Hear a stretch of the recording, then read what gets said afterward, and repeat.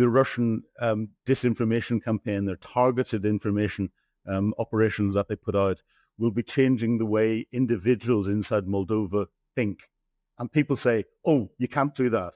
But actually, if those that are listening to it, if you think of your favorite advert that and marketing campaign that you've seen, whether it be for something that you use domestically or for your favorite sports team or for something else, and think back a few years ago and for marketing campaigns that you grew up with that you can still remember today, and you can remember the music in some of them, you can remember the imagery in others, you can remember the sound bites that come through. For the UK audience, if I say hands that do dishes, people will know of a particular brand of washing up liquid. And that's manipulating the way your brain thinks, because whenever you say that to people, and Kate, you just smiled when I said that, people smile. You're changing people's feelings, and you're changing people's feelings by changing the chemical balance that people have with their endorphins and their oxytocin and their serotonin, etc., inside their brain, because you're dealing with that. That's what Russia does when it reinforces how the messaging is getting across, and it will do that having utilized big data, looking at what people's thinking is on social media, on their Facebook posts and Instagram posts, X posts, and everything else, pulling all of that together to say, we know in this town people are sitting on the fence because of this, right? Let's reinforce that so that they come off that fence and focus on us. You only have to change a very small percentage of people's views to actually have a massive impact from a democratic perspective. This is where Russia's approach is undermining our whole democratic processes, and that is what we should be most concerned about, I think. Let's just talk briefly about the war in Ukraine, what's going on the battlefield right now. Which side do you see as having the initiative? Yes, that's an interesting one. Ukraine took the initiative back when it started its counteroffensive last year. It wasn't ready for that counteroffensive. It didn't have the military capability, the tactical military capability, to be able to get through the Russian defenses in the east, which are better than any defenses I've ever seen, ever, including any in the Second World War. And the international community was expecting Ukraine to take big chunks back, like they had with Kharkiv and Kherson beforehand. And then when Ukraine stalled, the international support waned slightly, and Russia then regained the initiative from a tactical perspective and started to make very slow advances.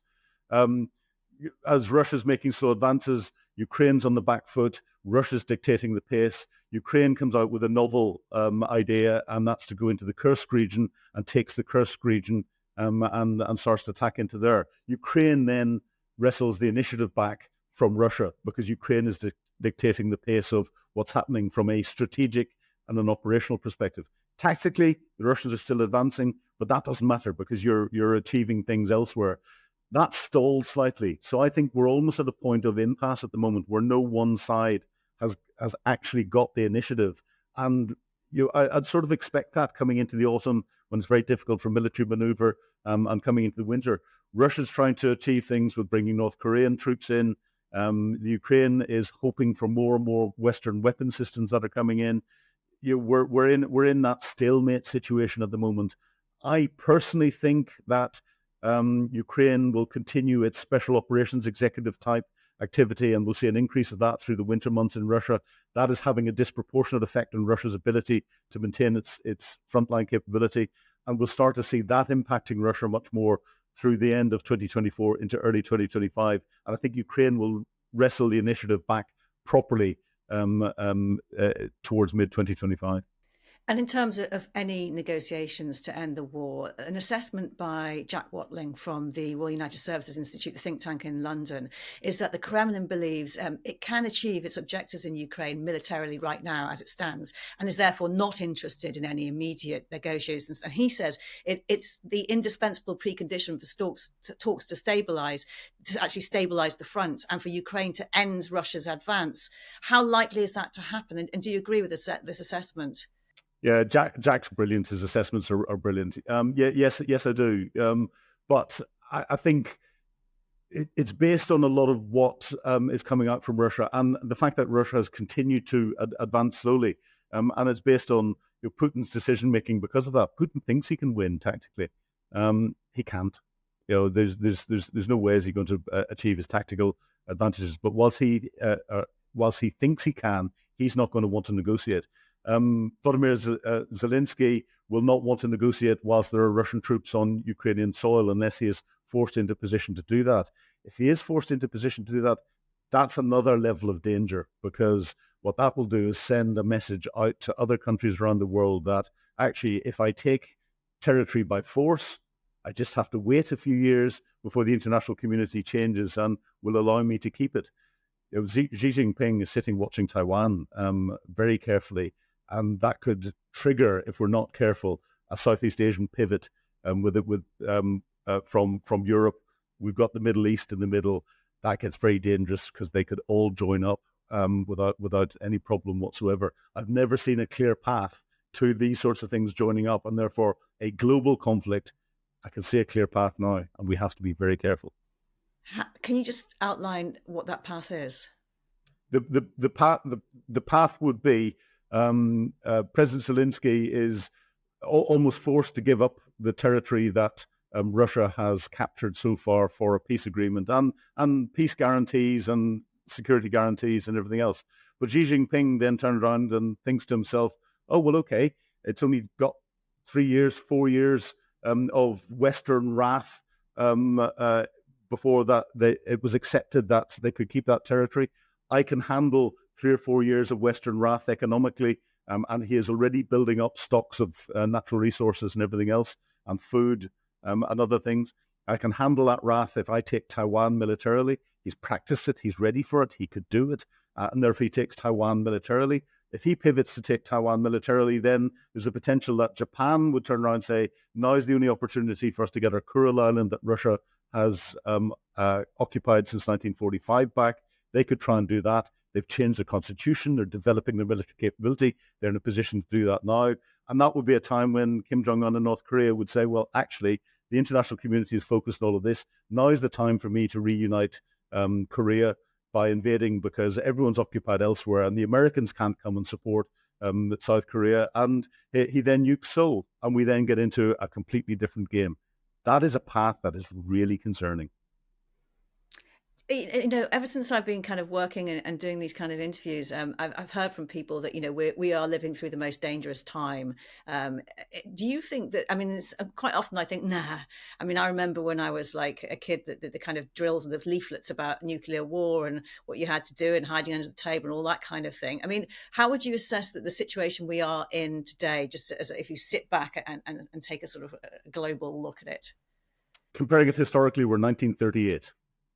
From a political perspective, our politicians in 1938 were going, no, there's not a problem. We're seeing all this build up and everything else, but it's all manageable. And then we get before the Second World War, Neville Chamberlain coming down the steps of the aircraft going, peace in our time.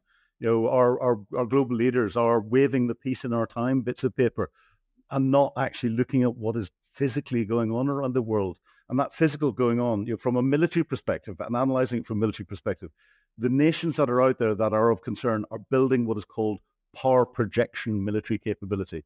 You only build that, and what I mean by that is it's aircraft carriers. It's the ability to pick up large military forces, take them somewhere to do something. If you're a defensive organization, if you don't have the need to go and take your military somewhere else to do something, you don't need that power projection capability. China is producing it rapidly. They're producing more capital ships per year than we have in the Royal Navy, full stop. They're on their third aircraft carrier and growing. India has recognized the threat that's there, so they have got a plan to get their number of aircraft carriers up to 5. The Australians have recognized the threat that there is, so they're considering nuclear-powered submarines, not diesel-powered submarines, because they can project them forward further forward from a defensive perspective. The Japanese have changed in recent years the constitution to allow them to have an aircraft carrier. They're in the process of changing their helicopter carrier to an aircraft carrier to allow them to take part in more international operations militarily, to allow them to power project, to protect their islands as part of their island chain, and that was part of the language that they actually used. But a constitutional change, that is significant. And we're not seeing this, and we're not joining this together properly in anything that's coming out in our commentary. I think there are people recognizing it because we see, and here this is very UK perspective, but we see the first deployment of the UK's new aircraft carrier, HMS Queen Elizabeth, was down to Southeast Asia. The next deployment of our aircraft carrier group is again going to be down to Southeast Asia, and it's coming in with support from allied navies as well, NATO navies that are coming in. And we're seeing the commentary coming out of the NATO, the old NATO SecGen and the new NATO SecGen, suggesting a NATO pivot and focus in Southeast Asia because it's important from a global trade perspective. The world is so interconnected that we can't just focus on the North Atlantic anymore. We have to look at things from a global perspective. There's been a lot of tension on the deployment of North Korean troops to help Russia in the war in Ukraine. How good are they? What do you know about them? North Korea is interesting. It has got one of the largest militaries in the world. Per head of population, I think there's over 29% of the North Korean adult population are in the military. But their military is very much based on old Soviet style, old communist style militaries. So it is very rigid, very formed. It's got on paper 1.2, 1.4 million troops with another 500,000 in reserve. That sounds enormous. It's got thousands of tanks, thousands of aircraft, hundreds of ships, one of the biggest submarine fleets that there is in Southeast Asia. So on paper, it is very, very strong. But if we look back to 2.5 years ago when Russia reinvaded Ukraine, on paper, Russia was a very, very strong military. It hasn't been able to have a massive impact or defeat the Ukrainian military. And North Korea suffers from the same thing. They've got no combat experience whatsoever in their troops. Their troops are well equipped, but with bad equipment, and that bad equipment is badly maintained. It is designed to work for the showpieces that the North Korean leader comes out to see. So Kim Jong-un, he'll go out, and their training is very serialized. So nothing happens randomly in their training. It is you follow each serial as if it's a script in a play, and that means that their troops have not been properly trained in a combat environment, and therefore if it came to them fighting a war as North Korea, I think they'd struggle. But they have volume, and volume speaks all by itself. When it comes to integrating inside Russia, it's going to be interesting to see how they integrate with the Russian troops when they appear in the front line, if they appear in the front line, or are they supporting troops behind? Because there's a large proportion of North Korean equipment and ammunition and other things coming into Russia.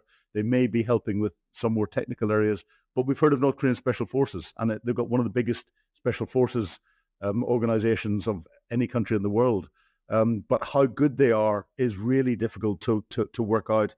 On paper and theoretically, they look brilliant, but the reality in combat is very, very different indeed.